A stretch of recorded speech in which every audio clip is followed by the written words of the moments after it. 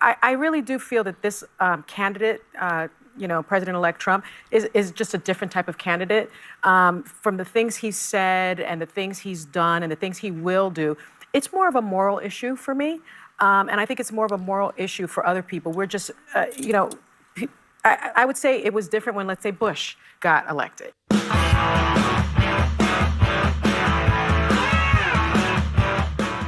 What's up, everybody? Welcome back to Opinions Vary. It's Opinions with an A. Happy Thanksgiving. Please like, share, and subscribe. And we're going to talk about another View segment where Sunny Hostin gets it all wrong, along with Whoopi Goldberg, two of the most toxic people on television. And then we're going to do a CNN panel where they discuss Thanksgiving, the holidays, and either not having or having certain members of your family over who voted a certain way. Very interesting, and I think it's just it's a non-issue for most normal people. But let's see what they have to say. Let's go. So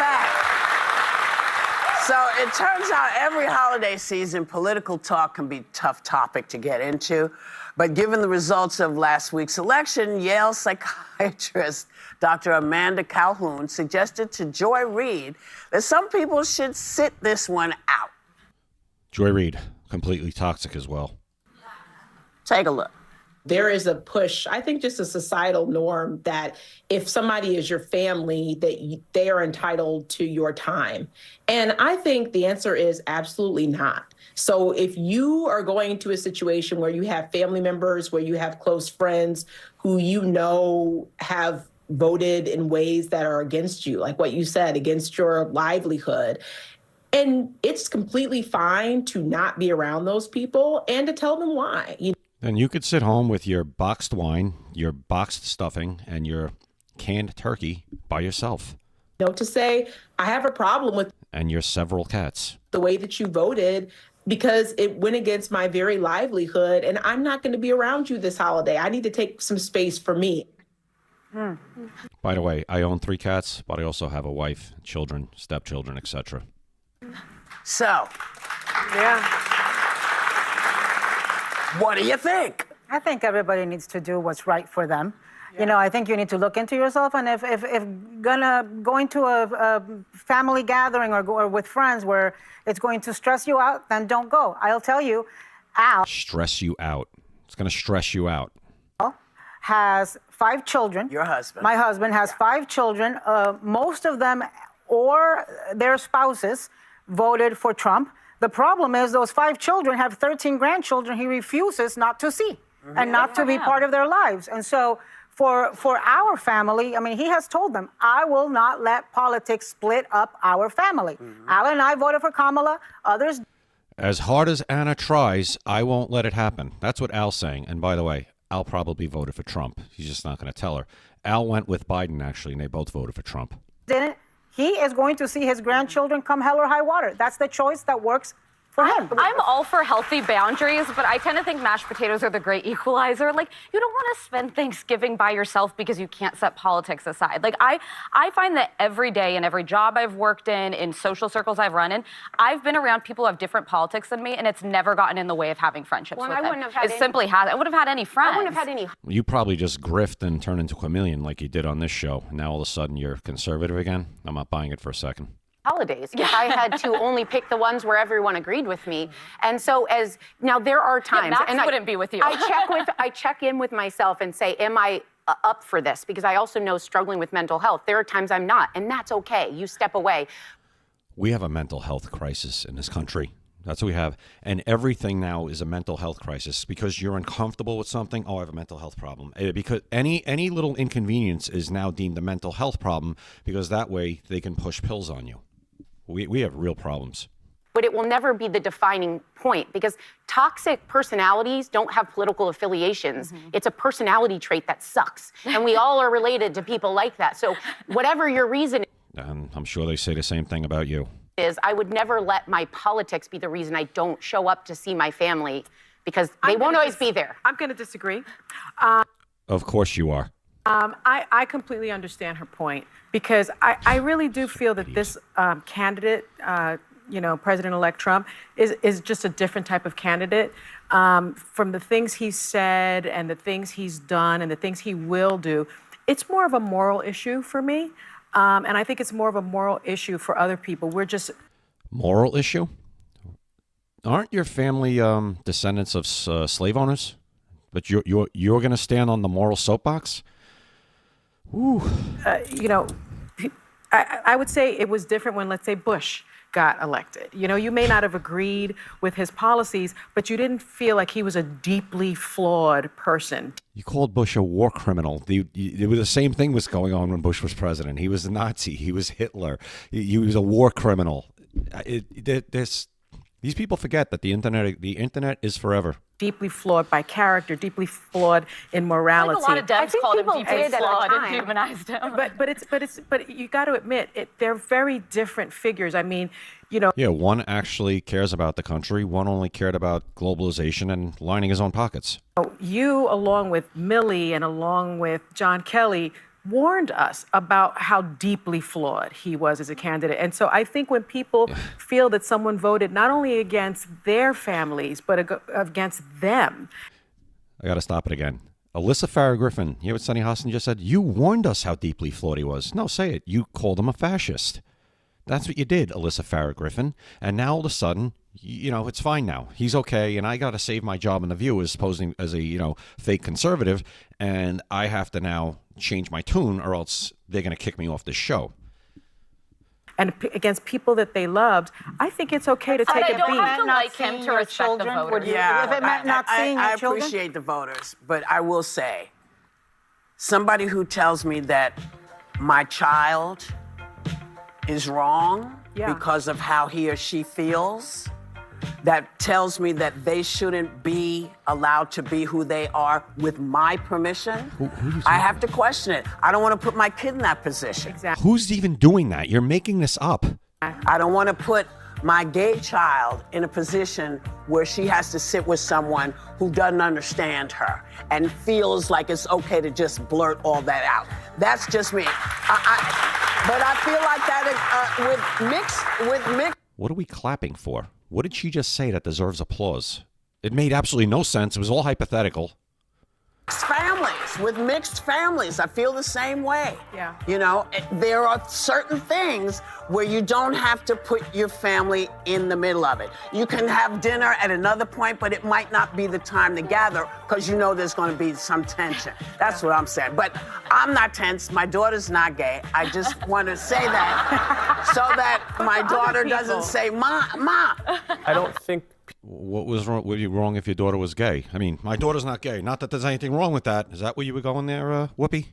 people in our culture right now need extra encouragement to cut people off. I don't know what your impression has been from your friends and your families and your communities, but my impression has been that because of social media bubbles, everyone being fed, as we were just talking about, a narrative that is pretty much unique to them and assuming everyone else is in the same bubble as them when actually your family members are potentially seeing a totally different set of facts.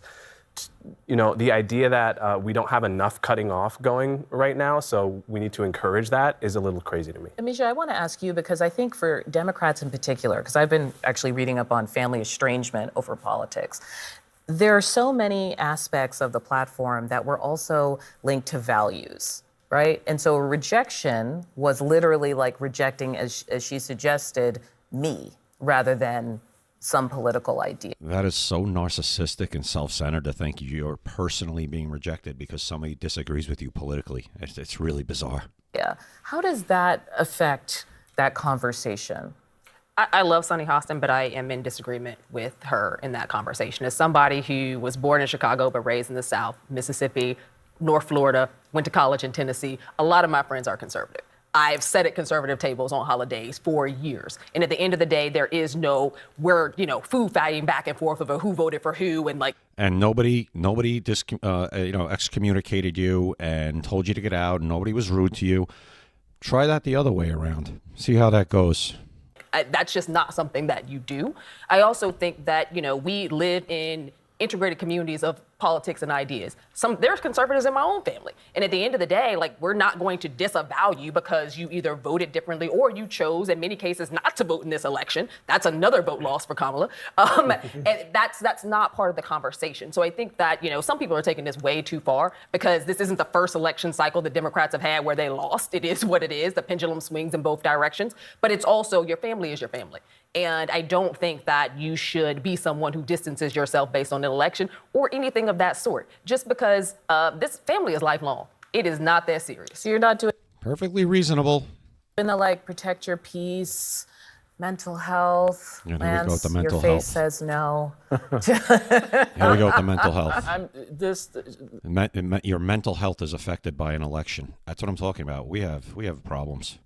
The View is like Trump derangement syndrome on steroids. So even talking about anything that they say on there just makes me crazy. It's fun, though. This is so antithetical to who we are as a country, to who we are in America. We promote family. We should welcome people into our family. We were talking about this before the show. I can't think of a time when I go to my families and we have this big discussion about politics and who voted for who and oh my God, can you miss? So anyway, it's a bunch of nonsense But from it these doesn't folks. happen that way, right? It's like your brother-in-law makes a little comment, and then you're like, "Why are we here with this guy?" And then everyone gets mad, and Well, then that's what we were it's saying. just You like just- those are the people that get- it's a little more insidious than We just were saying like. those are the people that get disinvited. Right. You just at the end of the How day. is that different? Why have we not seen them in a few years? How is know? that different? There are always family issues, right? Whether Yeah. they're political or whether they're non-political that come up over the holidays. Why is Patrick McEnroe on a panel discussing this? Why? I mean, I know it's the holidays. It's Thanksgiving. I guess they're really reaching to. I mean, would they find him walking, on the sidewalk outside of CNN studio and say, "Hey, Patrick, you want to come up and talk about this?" Really? Holidays, and I think you have to try to put these aside. I mean, we all have to try to move on. I will say that I have my wife and I have a friend coming over tomorrow who's a member of the gay community. You mean he's gay? Not a member of the gay community. He's gay. Why do we have to be so again, you're tiptoeing around. He's gay. Who cares? Nobody cares. Who doesn't want to go back to his family in Florida. And that to me, as a friend of his, hurts. It hurts when you hear that because he feels that he's been excommunicated or he can't go and see his family because they voted the other way from what is important to him. So That's narcissistic. That's what you should tell him. You're being an idiot. They didn't excommunicate him. I'm thinking that this happened. He doesn't want to go. They didn't tell him don't come to dinner. He's the one who says he can't go to dinner. He's being narcissistic, selfish, self-centered. Keep going. I think we all need to care a little more and be, respectful and also be genuine to our friends. And it can get Then tell him the truth. You're not being genuine to him. You're allowing him to live in this narcissistic delusion. Tell him the truth. Be like, you're being an idiot. people in. Yeah, If I took a break from everybody that was a MAGA Speaking of supporter or a idiots. Trump I was gonna voter, say, yeah. I'd have a pretty You'd be lonely coming to my Thanksgiving. house. I live in an 80-20 county. My county's 80-20 Republican, and certainly an overwhelming majority of my family. And of course, they know I'm probably one of the only Republicans that actually publicly voted for Kamala Harris. But look, I think this speaks to the bigger problem going on in this country. We've let politics wrap itself around our axle. It becomes the most important thing. There's so many great things in our lives, right? I think about my situation. I got a kid who just graduated from college, a kid who's playing football in college, a kid in middle school. I'm married to my high school sweetheart. I got great in-laws, a healthy dad. So all your other there's a lot identities going that are on not- that should be the last thing. And of course, I'm the last guy that wants to talk about politics. And as you mentioned, the people are really good at kind of, they'll get to that. Well, did you hear that? And I try not to take the bait. I know too much. I know too much. Actually, you don't know a lot at all. You don't know too much. You know very little based on the things I've heard you say. So, I don't know. I just think it's pretty crazy that you'll have people that I'm not going to my families because they voted this way, they voted that way. Really? Put your big boy pants on, get your big girl, pants on, and just go. We are so fragile as a society at this point. We have people, my mental health issues, and I want to know what your real mental health issue is. We have to really define mental health. Like I said, mental health issues aren't something that bothers you. Oh, this bothers me. It's a mental health issue. No, it's something you have to get through. Yes, are there legitimate mental health issues? Of course there are. But at this point, everything's a mental health issue where somebody's got to go talk to somebody and get medicated for it. including an election. Are we kidding? We have become so weak. And to me, I'm not a conspiracy theorist. It's by design. It's been just through culture and television and movies, Hollywood, all of it. It's just been, you see something enough and you think, oh, it's okay to be like that. It's okay for this to bother me like this. No, it's not. It's really not. To be a functioning, productive member of society, it's not. It's not.